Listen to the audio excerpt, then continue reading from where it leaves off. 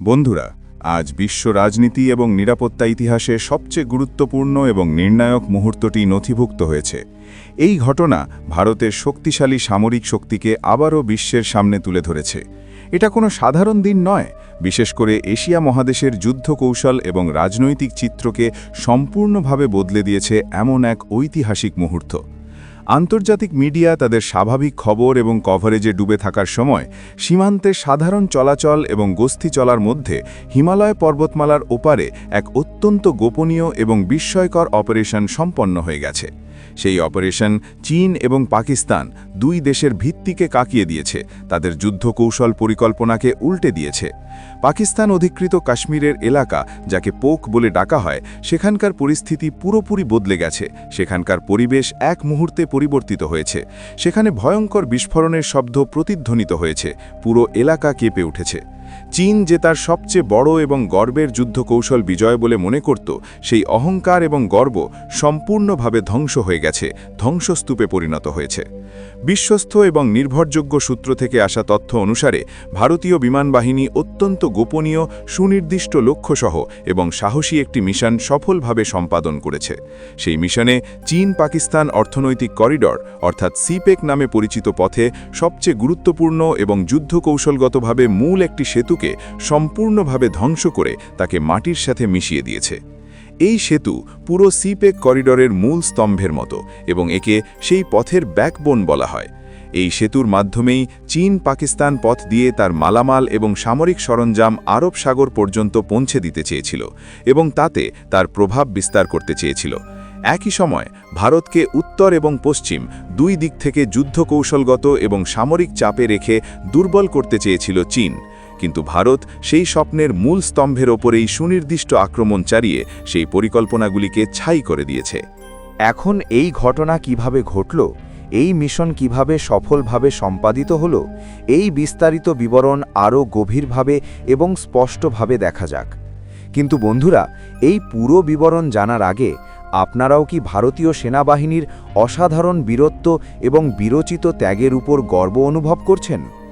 নতুন ভারত কারোর চাপের কাছে মাথা নত করে না, নিজের শক্তি এবং সামর্থ্য নিয়ে স্বাধীনভাবে সিদ্ধান্ত নিয়ে এগিয়ে চলে। এটা কি আপনারা বিশ্বাস করেন?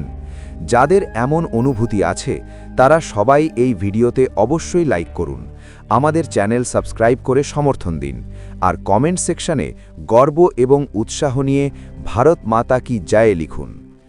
গত রাতে বিশ্বজুড়ে সাধারণ চলাচল এবং দৈনন্দিন কাজকর্ম চলার মধ্যে নয়াদিল্লিতে উচ্চ পর্যায়ের এবং অত্যন্ত গোপনীয় আলোচনা এবং বৈঠক অবিরত চলছিল। জাতীয় নিরাপত্তা উপদেষ্টা, প্রতিরক্ষা মন্ত্রণালয়ের উচ্চপদস্থ কর্মকর্তা এবং বিমান বাহিনীর প্রধান কর্মকর্তারা সবাই সেই বৈঠকে উপস্থিত হয়ে বিস্তারিত আলোচনা করেছেন। গোয়েন্দা সংস্থা এবং ইন্টেলিজেন্স এজেন্সিগুলো স্যাটেলাইট ছবি, ডেটা এবং অন্যান্য প্রযুক্তিগত প্রমাণ সংগ্রহ করে সবার সাথে ভাগ করে নিয়েছে। সেই প্রমাণ থেকে স্পষ্ট যে চীন এই সেতুর মাধ্যমে পিওকেতে বিপুল পরিমাণ সামরিক সরঞ্জাম, অত্যাধুনিক মিসাইল সিস্টেম এবং তার সৈন্যদের স্থানান্তর করে শক্তিশালী করছে। ভবিষ্যতে ভারতকে চার দিক থেকে যুদ্ধ কৌশলগত এবং সামরিক চাপে রেখে দেশের সার্বভৌমত্বকে চ্যালেঞ্জ করতে চায় চীন। এই তথ্য এবং প্রমাণের ভিত্তিতে সবাই একই সিদ্ধান্তে পৌঁছেছে। এখন শুধু পর্যবেক্ষণ এবং নজরদারি করে থাকা যাবে না, নির্ণায়ক এবং সুনির্দিষ্ট পদক্ষেপ নিতে হবে। সবাই এতে একমত হয়েছে। কিছুক্ষণের মধ্যে আম্বালা এয়ারবেসে অসাধারণ এবং তীব্র প্রস্তুতি শুরু হয়ে গেছে।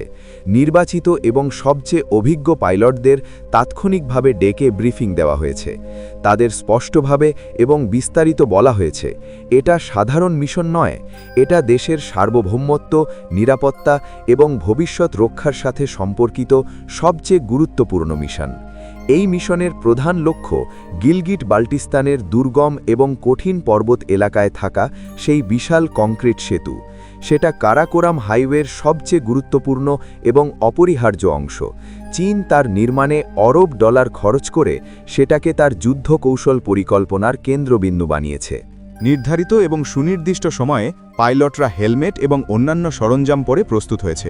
কয়েক মিনিটের মধ্যেই 4টি রাফায়েল যুদ্ধবিমান পূর্ণ শক্তি এবং গতিতে আকাশে উড়ে মিশন শুরু করেছে।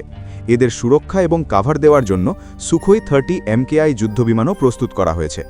দূরে থাকা নেত্রা AWACS সিস্টেম প্রতিটি ছোট চলাচলকে সূক্ষ্মভাবে পর্যবেক্ষণ করে মিশনকে সমর্থন দিচ্ছে। রাফায়েল বিমানে অত্যাধুনিক SPIC-2000 সুনির্দিষ্ট গাইডেড বোম, মিটিওর এবং অন্যান্য দূরপাল্লার মিসাইল লাগানো হয়েছে। শত্রু রাডারকে প্রতারিত করতে এবং ধরা না পড়তে বিমানগুলো খুব কম উচ্চতায় উড়ে পর্বত উপত্যকার মাঝ দিয়ে দ্রুত এগিয়ে নিয়ন্ত্রণ রেখা সহজে অতিক্রম করেছে। পাকিস্তানের প্রতিরক্ষা ব্যবস্থা এবং রাডারে কোনো সন্দেহ না জাগিয়ে এই মিশন সম্পন্ন হয়েছে। বিপদ তাদের মাথার উপর দিয়ে চলে গেছে এটাও তারা জানতে পারেনি। ভারতীয় বিমান POK এলাকায় প্রবেশ করতেই নিচের সৈন্যদের কাছে একটা জোরালো এবং ভয়ঙ্কর গর্জন শব্দ শোনা গেছে। কিন্তু তারা প্রতিক্রিয়া দেখানোর আগেই রাফায়েল পাইলট লক্ষ্যকে সুনির্দিষ্টভাবে লক করেছে। লেজার গাইডেড সিস্টেম সেতুর সবচেয়ে দুর্বল এবং গুরুত্বপূর্ণ অংশকে স্পষ্টভাবে চিহ্নিত করেছে। তাৎক্ষণিকভাবে আক্রমণের আদেশ দেওয়া হয়েছে। কয়েক সেকেন্ডের মধ্যে SPIC-2000 বোম লক্ষ্যে পড়ে ভয়ঙ্কর বিস্ফোরণ সৃষ্টি করেছে। পুরো এলাকা কেঁপে উঠেছে, ধ্বংসস্তূপে পরিণত হয়েছে। আগুন এবং ধোঁয়া বিশাল মেঘের মতো আকাশে উঠে আকাশ ঢেকে দিয়েছে। সেই শক্তিশালী বিশাল সেতু তাসের পাটির মতো ভেঙে নিচের নদীতে সম্পূর্ণ মিশে গেছে। মিশন শেষ হতেই ভারতীয় বিমান নিরাপদে ফিরতে শুরু করেছে। তখনই পাকিস্তান রাডার সক্রিয় হয়ে ধরেছে। তাৎক্ষণিক JF-17 যুদ্ধবিমান তাড়া করতে এবং আক্রমণ করতে পাঠানো হয়েছে। কিন্তু প্রযুক্তি এবং সামর্থ্যে পাকিস্তান বিমান রাফায়েলের সাথে প্রতিযোগিতা করতে পারেনি। ভারতীয় বিমান অত্যাধুনিক ইলেকট্রনিক জ্যামিং সিস্টেম ব্যবহার করে পাকিস্তান বিমানের স্ক্রিন এবং রাডার সম্পূর্ণ অকেজো করে দিয়েছে। ভয় এবং বিভ্রান্তিতে পাকিস্তান বিমান পিছু হটেছে। ভারতীয় বিমানবাহিনীর সব বিমান নিরাপদে বেসে অবতরণ করেছে। মাটিতে সেতু সম্পূর্ণ ধ্বংস হওয়ায় কারাকোরাম হাইওয়ে পুরো বন্ধ হয়ে গেছে। যান চলাচল থেমে গেছে। চীন দিক থেকে আসা শত শত ট্রাক মাঝপথে আটকে গেছে। সেগুলোতে সামরিক সরঞ্জাম, মূল্যবান মালামাল প্রচুর পরিমাণে ছিল। এই পথ বন্ধ হওয়ায় চীন গুয়াদর বন্দরে মালামাল পৌঁছাতে পারছে না। CPEC প্রকল্পে বিনিয়োগ করা অরব ডলার গুরুতর সংকটে পড়েছে। সম্পূর্ণ ক্ষতির ঝুঁকি তৈরি হয়েছে। ইসলামাবাদ এবং বেইজিং দুই জায়গাতেই বিশাল বিশৃঙ্খলা এবং উত্তেজনা ছড়িয়ে পড়েছে। ইতিমধ্যে অর্থনৈতিক সংকটে থাকা পাকিস্তান আরও নিচে নেমেছে। সেনাবাহিনীর বিশ্বাসযোগ্যতা এবং সামর্থ্য নিয়ে বড় প্রশ্ন উঠেছে।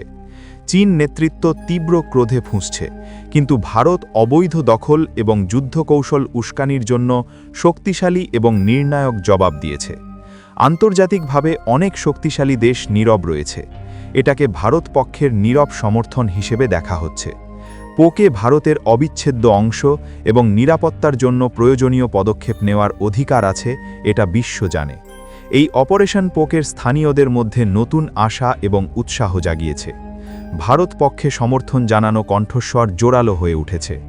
ভারতীয় সেনা এবং বিমান বাহিনী এই মিশনের মাধ্যমে স্পষ্ট বার্তা দিয়েছে, এটা শুধু সতর্কবাণী নয়, নতুন যুদ্ধকৌশল এবং সামরিক কৌশলের শুরু। ভবিষ্যতে এমন চেষ্টা হলে জবাব আরও তীব্র এবং শক্তিশালী হবে। আজ ভারত শুধু প্রতিক্রিয়া দেখায় না, পরিস্থিতিকে নিজের অনুকূলে বদলে দেওয়ার ক্ষমতা সম্পন্ন শক্তিশালী দেশ হিসেবে দাঁড়িয়েছে। এই অভিযান ভারতীয় বিমান বাহিনীর অজেয় সাহস, অত্যাধুনিক প্রযুক্তি এবং দৃঢ় রাজনৈতিক সংকল্পের প্রতীক। শান্তি এবং সহনশীলতাকে দুর্বলতা মনে করা শক্তিগুলোর জন্য শক্তিশালী সতর্কবাণী। নতুন ভারত সঠিক সময়ে সঠিক জায়গায় নির্ণায়ক আঘাত দিয়ে নিজের নিরাপত্তা রক্ষা করে। জয় হিন্দ, জয় ভারত।